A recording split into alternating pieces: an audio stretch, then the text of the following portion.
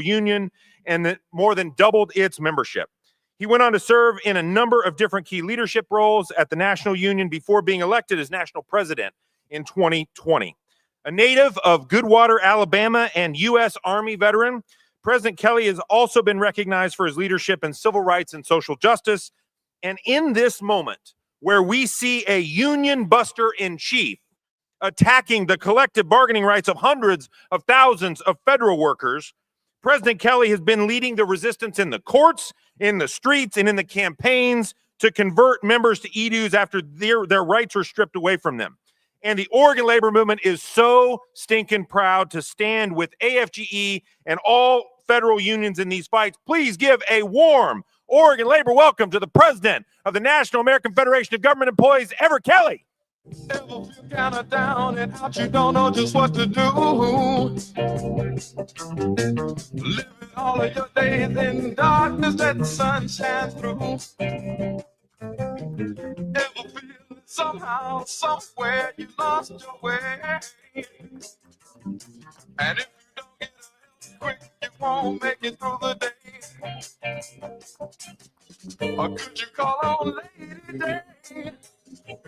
Call on John Coltrane now, 'cause they'll watch your troubles away.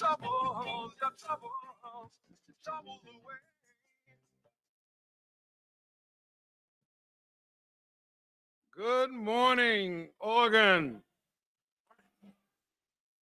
Wow, what a joy it is to be with you. First of all, let me thank you for your solidarity, your leadership during these trying times, and for inviting AFGE to share our story with you. I especially want to thank the Oregon AF-CIO for hosting an AFGE e-dues conversion phone bank and for being ready to stand shoulder to shoulder with your AFGE brothers and sisters. Thank you. Thanks to the AF-CIO president, Graham Trainer, for doing such an amazing job. Why don't we pause parenthetically and give him a round of applause.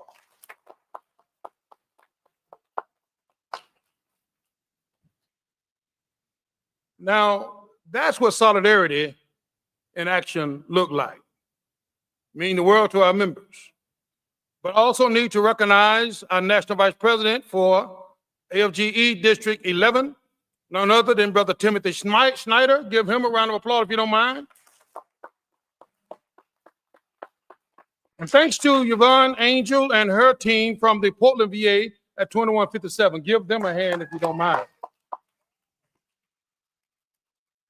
Now, my name is Everett Kelley, and I am the proud National President of the American Federation of Government Employees, AFGE. And our union represents 820,000 federal and DC government employees all across the country, including thousands of dedicated public servants right here in Oregon. From the VA hospital in Portland and Roseburg to the Forest Service, protecting Oregon's forests and public land, to the TSA officers keeping travel safe at PDX.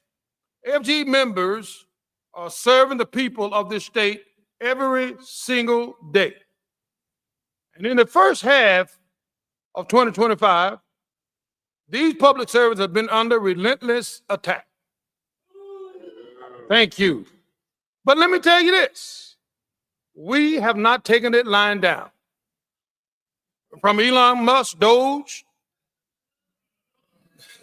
to widespread rifts designed to cripple critical government functions, to corrupt deals meant to politicize agencies, to privatization efforts aimed at giving sweetheart deals to Trump's billionaire buddies, AFGE members have been raising their voices, informing the American people and fighting back. And we've been winning too. Yeah. In court, in the court of public opinion. And that's why this regime wants to kill AFGE.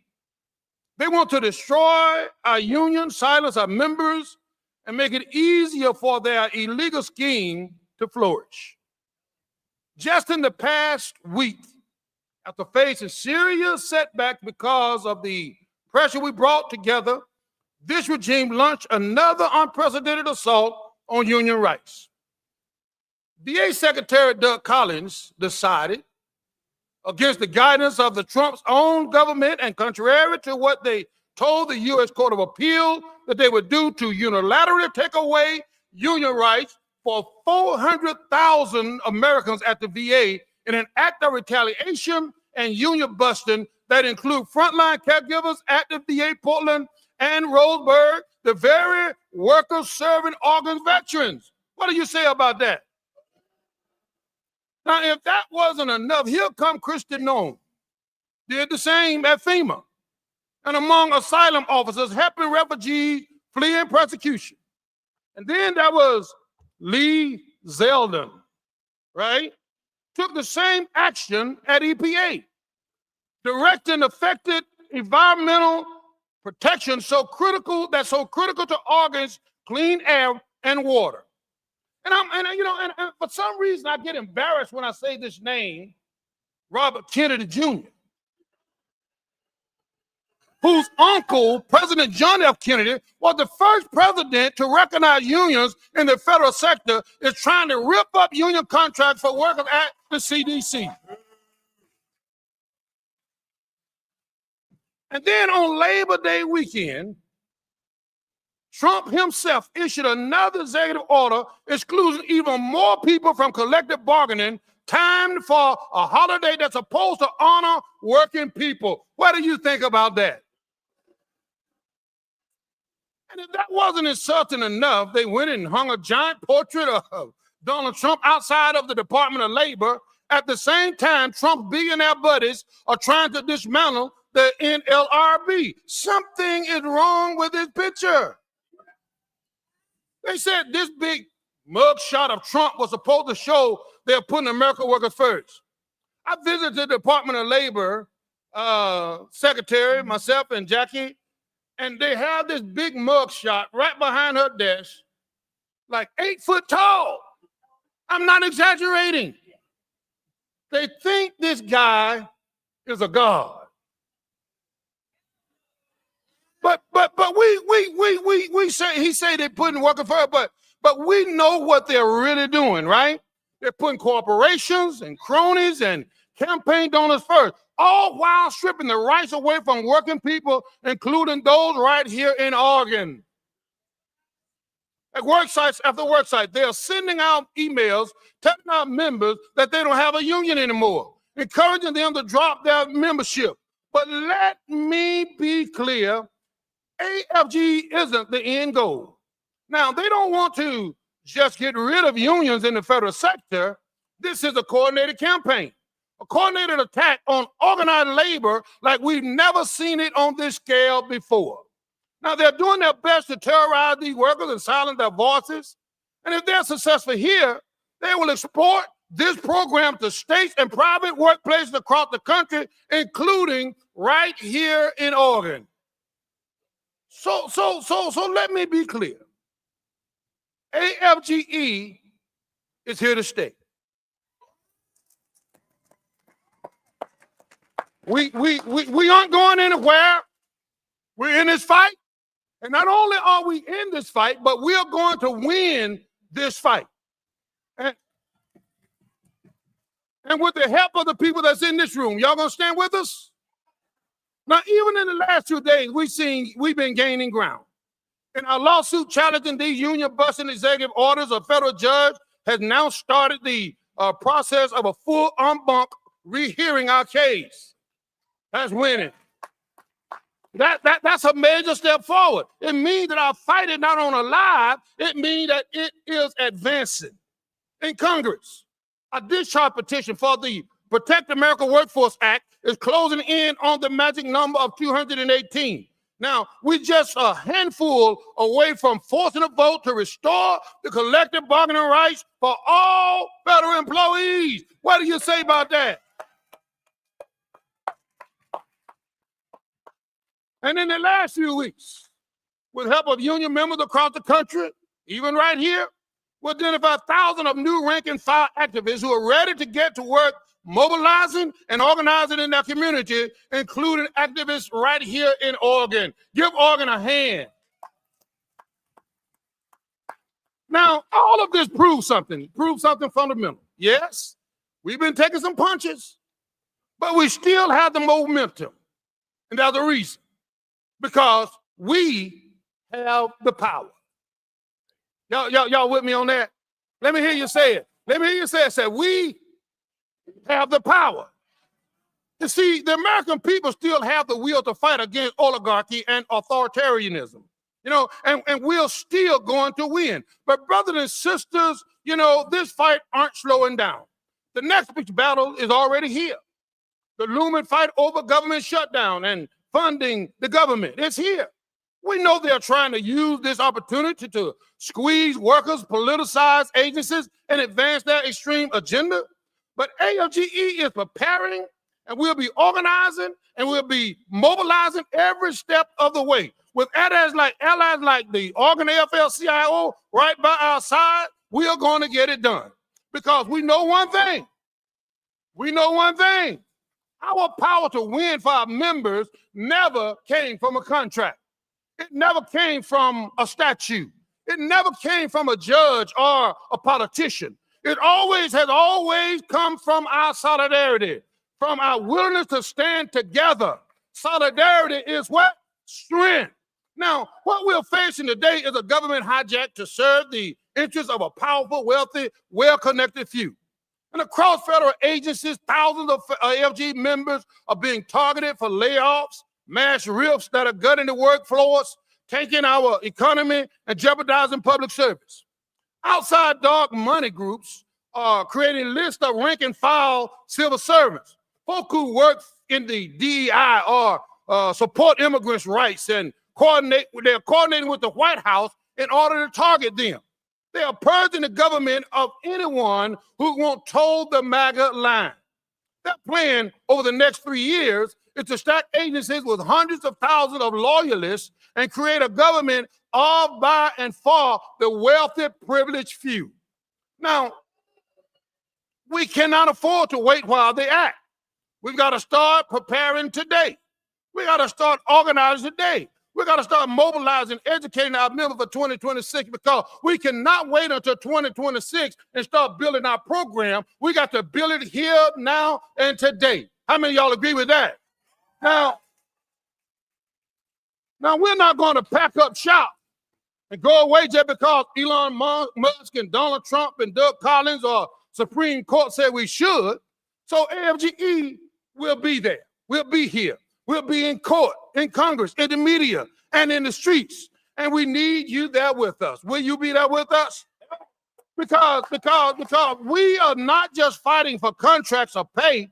We're fighting for our members' jobs, for the integrity of our government. And brothers and sisters, we're fighting for the very democracy of this country. We're fighting for the very soul of this country. We're fighting for clean air in Willamette Valley, quality schools in Eugene and Salem, safe food and organ tables, and veterans health care in Portland and Roseburg, and Social Security for the next generation. We're fighting for a decent society where working people can achieve the American dream. That fight is your fight, my brothers and sisters. It's all of our fight. Now, we're not just resisting, brothers and sisters, but we are building. Every legal challenge, every organized drive, every rally is part of a broader plan to build power through 26 and 28. Now, we have no illusions. This is a hard road, but I believe in the power of we. Y'all say we again. Now, I believe in the federal workers who keep showing up every day despite the chaos. I believe in the organizers and allies in this room.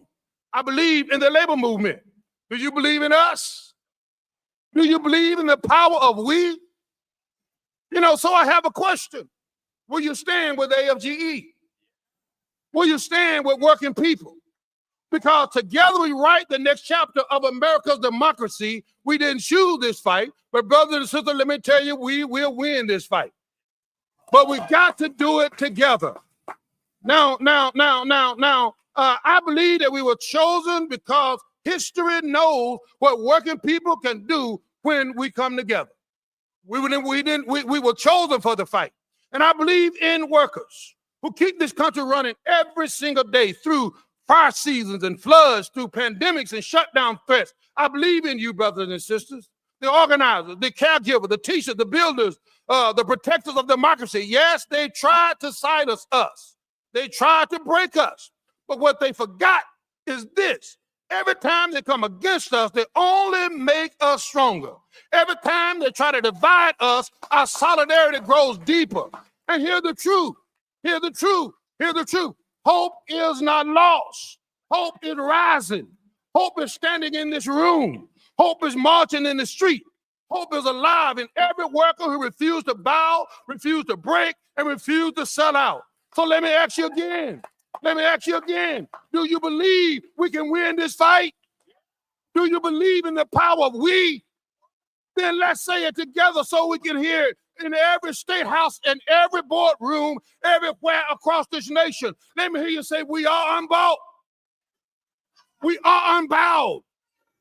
And we are unstoppable.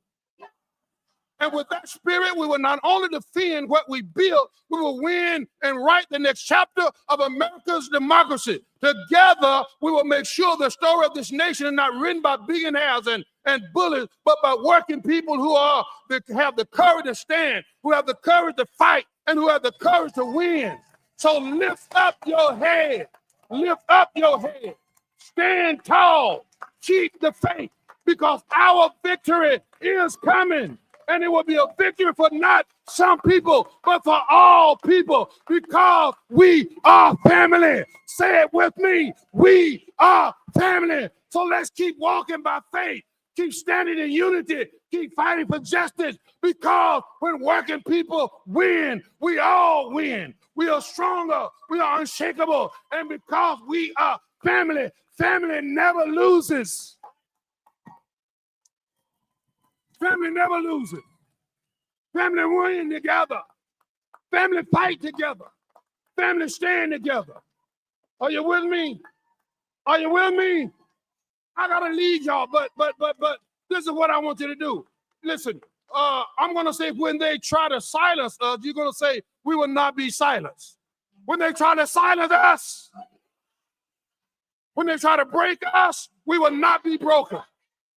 Everett Kelley is here to tell you today that if we stand together, we will win together. Why? Because we are unbought, we are unbowed, and we are unstoppable. All over this room, let us stand together. Let us fight together. And if we stand together, if we fight together, we will win. I know it get hard. I know it get tough.